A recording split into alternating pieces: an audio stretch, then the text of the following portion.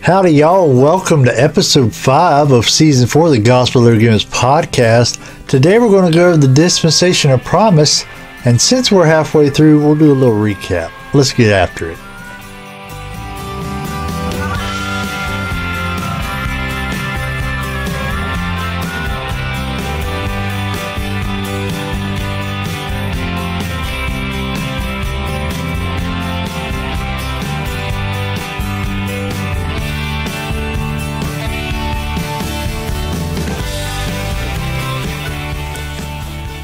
Welcome to a new episode of Gospelovergimmicks. I'm your host, Richard Stormer Norman, here to tell everything I know, some things I highly suspect. Today we're going to discuss the dispensation of promise, which is the 4th dispensation out of 7, or possibly 8, because I'm leaning toward the tribulation being its own dispensation. But, you know, I've not researched it enough to make my claim official there, but it seems like it would be its own. But we'll cross that bridge when we get there, okay? We'll cross that bridge when we get there. Before we get into that, how are y'all doing? How are y'all doing? Can't keep track of all the shirts I wear on the show, so I was like, no, I think I ain't wore this one in a while. So this is the classic Walmart Team Jesus shirt, you know. Pretty much everybody has one, right? Just about. So I thought I'd throw this one on. And you can't go wrong with an old classic Team Jesus shirt. Some of you may know there's a hurricane coming toward Florida. If you live in Florida, you definitely know, because they will not shut up talking about it. There's a hurricane headed my way. Well, not technically my way. It's going to hit down south. But it's supposed to come in and then work its way up the state. But by the time it, you know, if y'all know, I don't know if y'all know anything, but if y'all live like in the Midwest or something, y'all probably don't know much about hurricanes. But hurricanes, when they're over land, fall apart. So they need that warm water from the ocean to get strength. So when they're over land, they ain't got no warm water, so they fall apart. So it's supposed to come on shore about north of West Palm Beach, I think, somewhere in there. Where they're predicting it, and it's going to work its way up the middle of the state. So working its way up the middle of the state means it has to pass over a lot of land, so it's going to lose a lot of power. So by the time it gets to me, it's probably just going to be a really bad storm, but the people down yonder by West Palm, they're going to get hit pretty hard, so keep them in your prayers. But I'm glad it ain't coming right at me. I mean, I might get some rain or some wind and whatnot. Well, of course, you wouldn't know that it's not coming to hit us, because take this big old bottle of Mountain Dew out. You know why I got this? Because I went to the store down the street. You know, everybody's buying up water and stuff. Apparently, they're buying up Mountain Dew, too, because they didn't have any 12 packs of Mountain Dew, so I had to get this big old bottle. Anyway, you know, it is what it is. They had Diet Mountain Dew, but I dang sure ain't getting none of that. So, Bible study contest winner. Let's see. Let's pick it right now. Look at there, I got it up already. We got 2 verses. Well, here's the thing. We got one person put Romans 10, and then one person said, yeah, I agree with that, Romans 10. I didn't want to put that down as 2, because that didn't seem fair. So I just put it down as 1. And then we had Proverbs 9:10 who said Ezekiel 38 and 39, which I really can't do 2. Can't really do 2 chapters, so I put Ezekiel 38. So that's our 2 options. The 2 people, technically 3. So let's go ahead and choose. The lucky winner is Ezekiel 38. So we'll do Ezekiel 38. That was the winner. And maybe next time you can enter Ezekiel 39, and we'll do that one. Maybe it'll win. I was looking forward to Romans 10, but Ezekiel 38 is cool too. So that's done. So let me go over how we're going to do contests for the rest of the season, because y'all know I made a statement that we was going to do we were only going to do Bible giveaways to open and close the season. Because nobody's really been participating, which nobody's really been participating in the Bible study contest either. But so I decided we're going to switch it up just because I'm getting married, and October is going to be a busy month for me, especially at the end. So we were scheduled to do a Bible study for September, Bible giveaway in October, and then we'd do another study in November. But we're going to change it up. In October, we're not going to do a giveaway or a study in October because at the end of the month, I'm going to be gone. We're going to be getting hitched. We're going to be getting on a honeymoon. I'm going to be gone a week, give or take. So, like I said, there's going to be 2 episodes, 2 weeks. We don't do the podcast at the end of October. So, October, we're not going to do any contests or anything. And then in November, which would be the last month of this season, we'll do a giveaway for November to close the season out. So only one study for this season. So any further studies will have to wait until January when we come back. But such is life. You only get married once, so we ain't gotta worry about that again. Once I get married, it's over and done with. You know what I'm saying? So let me see what else I got. Where'd my notes go? Sticker giveaway. Where's my stickers at? I still got them in the plastic bag. Because I spilled something on one of them last time, so I'm keeping them in the plastic bag this time so I don't spill nothing on them. But these are the stickers. Would you like to have a sticker?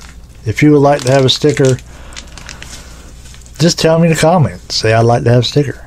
And we will pick a winner, I don't know, next week when we do next week's episode, because it's going to be a busy week, I have a feeling, when that storm comes through. So we'll pick a winner next week when I record the episode next week. But if you want a sticker, just tell me in the comments that you would like to be entered to win a sticker, and I'll pick a winner and you'll get a sticker, because that's how it works. So that's all I got for opening segment. So let's go ahead and get into this dispensation of promise.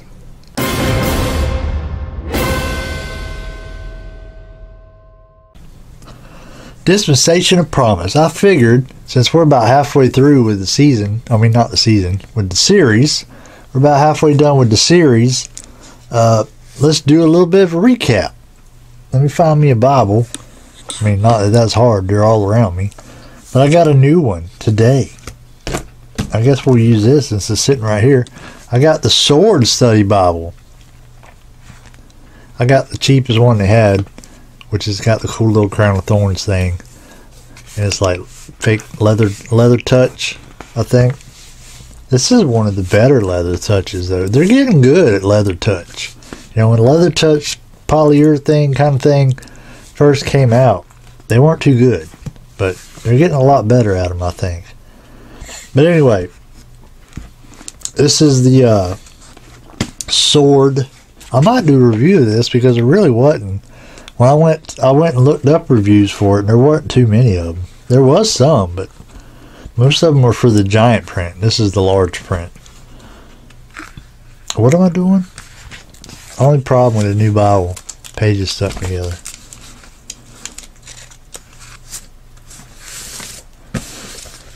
So why, Richard? Why are you a dispensationalist?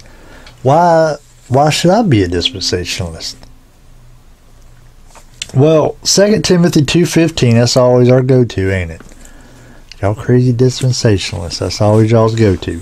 2 Timothy 2:15 says, "Study to show thyself approved unto God, a workman that needeth not to be ashamed, rightly dividing the word of truth." Rightly dividing. The Bible is the story of God's redemptive work. The word Bible means book, the book. So it is a collection of books put together, but they all tell a story. They all tell the story of God's redemptive work from beginning to end. From beginning to end. Rightly dividing the Bible helps to prevent us from misapplying what God is doing in one step of his process to what he's doing in another. You know, if you're reading the instructions, you're putting something together, like you bought something from IKEA or whatever, or Walmart, whatever. You're putting it together. You don't open up the instructions and start on step 3 or start on step 6 or something like that. You'd be lost. You wouldn't understand what's going on. Dispensation is used 4 times in the scripture. So people say, well, dispensation's man-made. You know, it's in there 4 times. So I don't know how it's man-made. Ephesians 3:2. Ephesians 3:2, Paul says, if ye have heard of the dispensation of the grace of God, which is given to you word. Dispensation of the grace of God. That's what people call the dispensation we're living now. Like I said, I don't agree with that.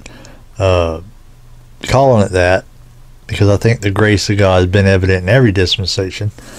But we're living in the dispensation of the church, or the dispensation of grace. However you want to phrase it, I ain't going to bash your head about it.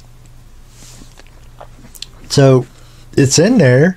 Paul recognizes that he's been given a due dispensation, as it says in another verse. So examples of how people mess up, take something from scripture and try to apply it somewhere else. And that's part of the reason I think I mentioned in a previous video why I'm dispensational. You can look at the Bible and be like, oh, well, I don't understand how that lines up with this, because this kind of says something different.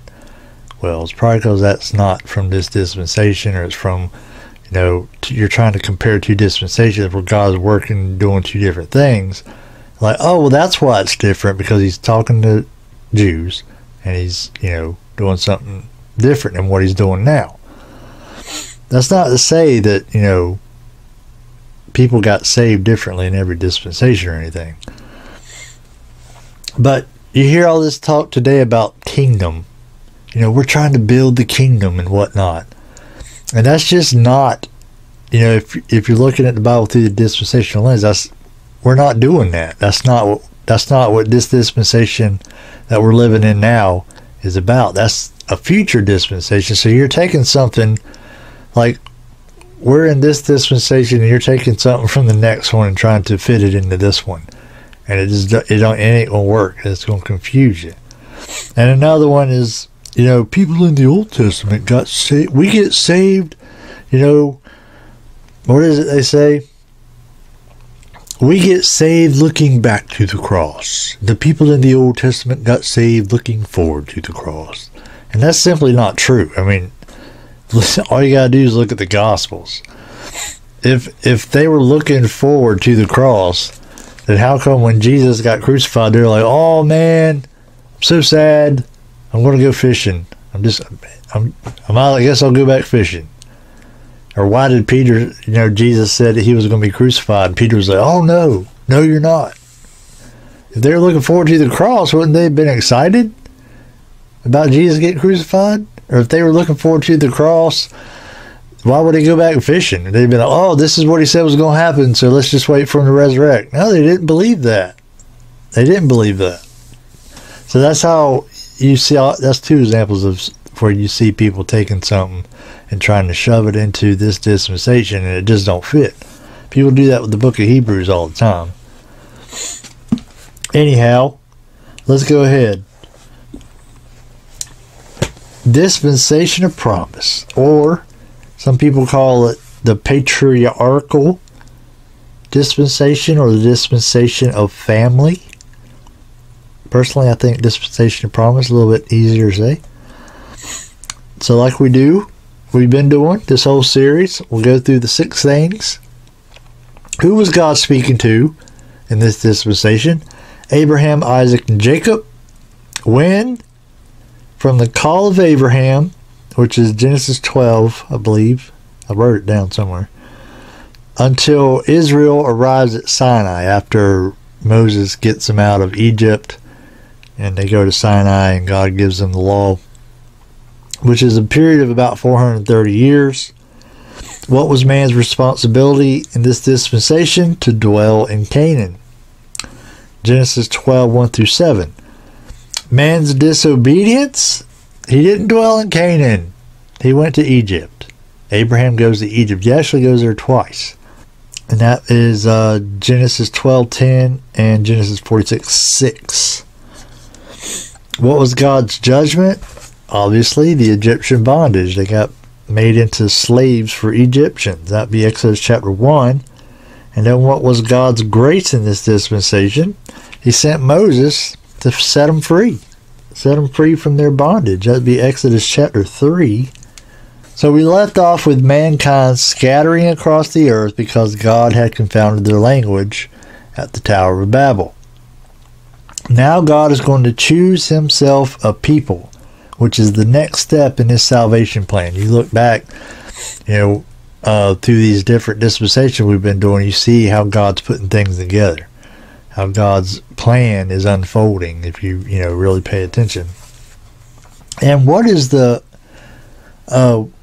one thing I've noticed is every dispensation, what is man's responsibility? Now, I might call it something like dwell in Canaan, or the one dispensation where do good and offer sacrifice. But what does that all those things, what do they boil down to? Obedience. That's man's responsibility in every dispensation. Obedience. So the Abrahamic covenant, God's first unconditional covenant, and it did not expire. Genesis 12:1-7. Let's see if this Bible's going to work with me. I might have to grab another one. I can't deal with these pages being stuck together. Genesis 12:1-7. Now the Lord had said unto Abram, get thee out of thy country, and from thy kindred, and from thy father's house, unto a land that I will show thee. And I will make of thee a great nation, and I will bless thee, and make thy name great, and thou shalt be a blessing. And I will bless them that bless thee, and curse him that curseth thee. And in thee shall all families of the earth be blessed. So Abram departed, as the Lord had spoken unto him, and Lot went with him. And Abram was 75 years old when he departed out of Haran. And Abram took Sarah his wife, and Lot his brother's son, and all their substance they had gathered, and the souls that they had gotten in Haran, and they went forth to go into the land of Canaan, and into the land of Canaan they came. And Abram passed through the land unto the place of Sichem, unto the plain of Moreh, and the Canaanite was then in the land. And the Lord appeared unto Abram, and said, Unto thy seed will I give this land. And there builded he an altar unto the Lord, who appeared unto him. So that's the Abrahamic covenant that starts off this dispensation. You can also read about, the Abrahamic covenant in Hebrews 6:13-15 and Hebrews 11:8-12. So Abraham then left Canaan, and that wasn't all he did either, He's already starting off doing things that God already told him not to do. Then he fathered a child with Hagar. Why did he do that? Because he didn't believe God's promise. He didn't put his faith in God that God would come through on his promise. And he lied to Pharaoh, told Pharaoh that Sarah was his sister when it was really his wife. But all through that, despite all that, God still kept his covenant. Because if you read up the covenant, it was unconditional. It was all the responsibility was on God. God swore to himself, because there is no name higher to swear by. Abraham's descendants, not believing and trusting God, went to Egypt, and they were put in bondage. Exodus 1 verse 8-14. Now there arose up a new king over Egypt, which knew not Joseph. And he said unto his people, Behold, the people of the children of Israel are more and mightier than we. Come on, let us deal wisely with them, lest they multiply, and it come to pass that when there falleth out any war, they join also unto our enemies, and fight against us, and so get them up out of the land. Therefore they did set over them taskmasters to afflict them with their burdens, and they built for Pharaoh treasure cities, Pithom and Ramses. But the more they afflicted them, the more they multiplied and grew, and they were grieved because of the children of Israel. And the Egyptians made the children of Israel to serve with rigor, and they made their lives bitter with hard bondage in mortar and in brick and in all manner of service in the field. All their service wherein they made them serve was with rigor. Yeah, and you know what happened? They were in bondage for a long, long time. But after 430 years, God sent Moses to get them out of bondage and to set them free. Exodus 3:7. Start in verse 10 or 7.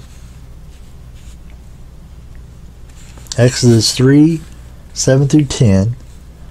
And the Lord said, I have surely seen the affliction of my people which are in Egypt, and have heard their cry by reason of their taskmasters.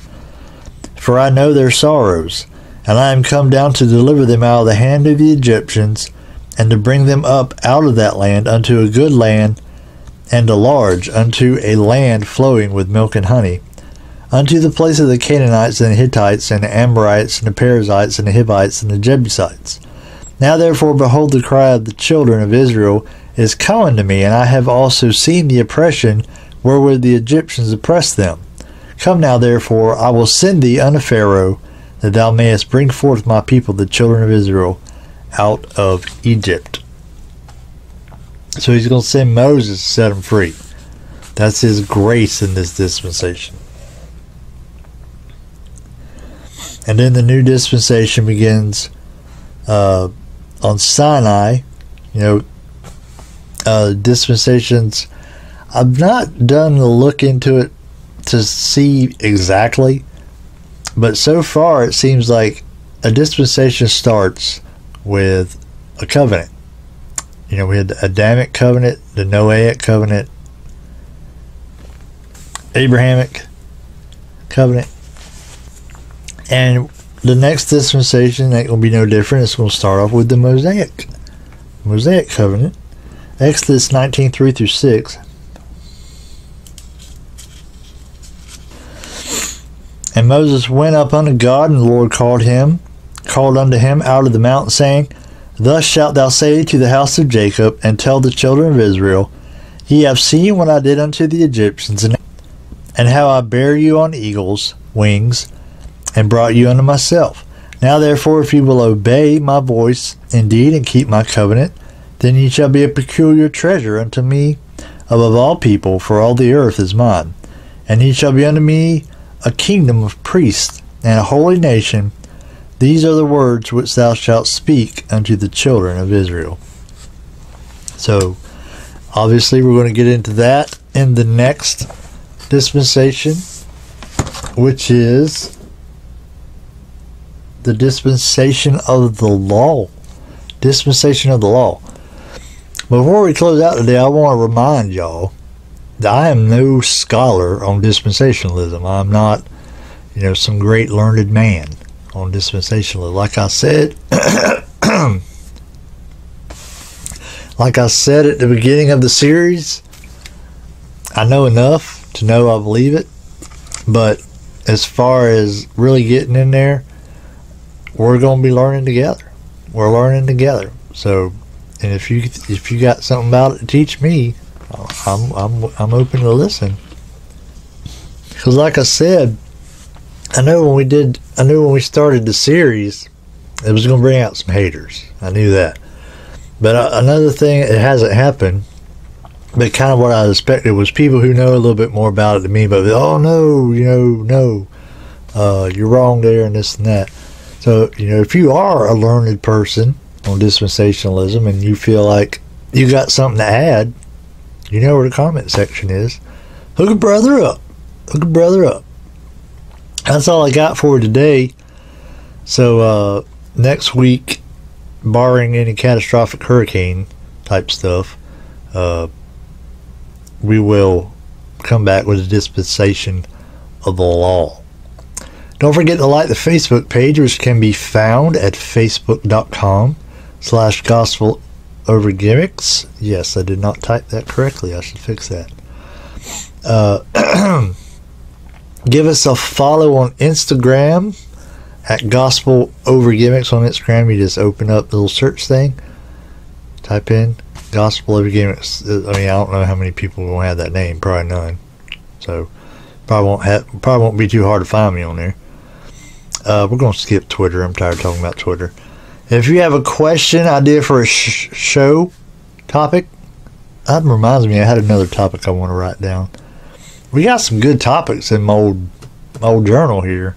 We're going to get to, hopefully, eventually.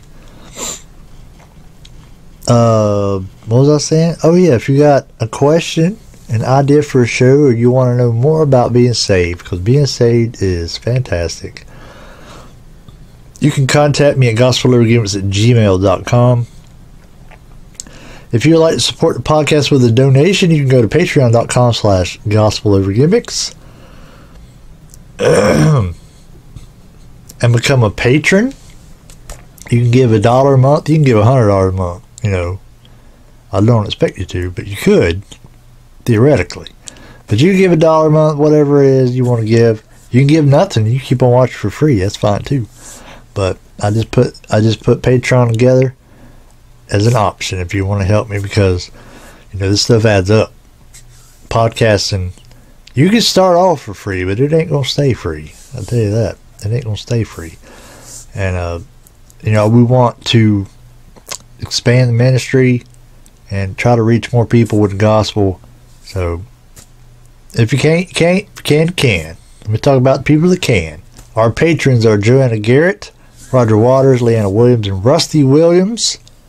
Fantastic bunch of people, and I appreciate their support for the ministry. If you want to subscribe to the audio report, let me just also add, you know, I don't know if this is any incentive, but stickers. Patrons get one automatically. Yep.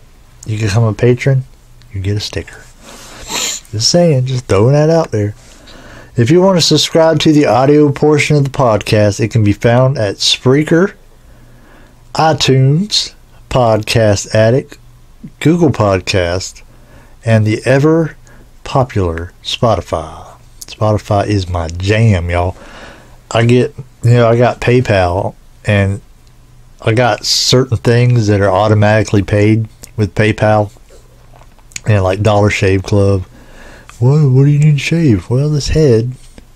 Anyway, you know, things like that are automatically paid for, and every time I get a message, you know, the Facebook chat head message things, some of y'all know what I'm talking about. But when I get a message and it says PayPal, I'm like, oh Lord, what I pay for now? One of my monthly bills came due and they paid it. But every time I see that one for Spotify, $9.99 a month, and I'm like, worth every penny. Worth every penny. But anyway, I'm not here to promote Spotify, but you can find podcasts on there if you want to, okay? So that's all we got. I still got a lot of stuff to do. I got a Sunday school lesson to prepare for. I got to do my football picks on my personal Facebook page. So much. Still got to edit this thing, which will probably be later. But busy. Till next time, take up a cross. Carry on.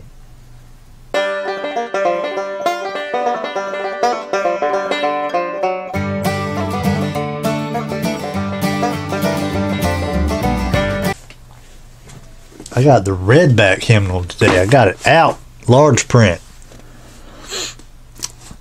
What a fellowship, what a joy divine, leaning on the everlasting arms. For all three people that actually stay around after the credits to watch me sing badly.